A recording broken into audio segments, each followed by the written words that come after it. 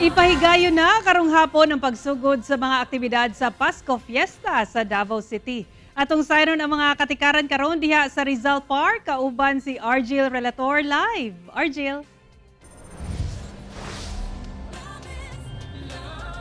Sara, tuod gayud kay December is the most wonderful time of the year. Kaya lagi excited na kaayo itong mga kapusong Dabawenyo din sa Rizal Park alang sa opening sa Pasko Fiesta 2022.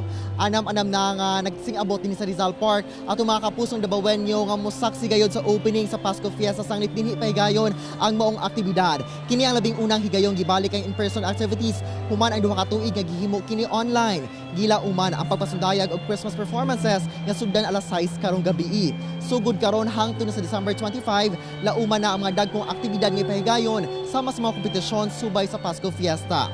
Human sa programa dinhi sa Rizal Park, sugdan na sabdayon ang ginaatangan nga 3D mapping light show unya taod-taod dinho atubangan sa Davao City Hall. Ug syempre mga kapuso, aging pakigduyog sa GMA Regional TV 1 Mindanao sa kapusong istasyon ingon man pagpasalamat sa mga kanunayong suporta sa mga Dabawenyo sa mga programa sa GMA. Unya taod-taod mudugang sa kasadyaw galingawan ang atong mga kapuso stars nga lead star sub sa GMA drama series nga unika iha kauban si kapusong Kate Valdez ug Kelvin Miranda. Unya ka na taod-taod mga kapuso ato makita ang ilahang performance. Sara, mo ka na ang uling katikaran din sa Rizal Park. Merry Christmas mga kapuso. Sara.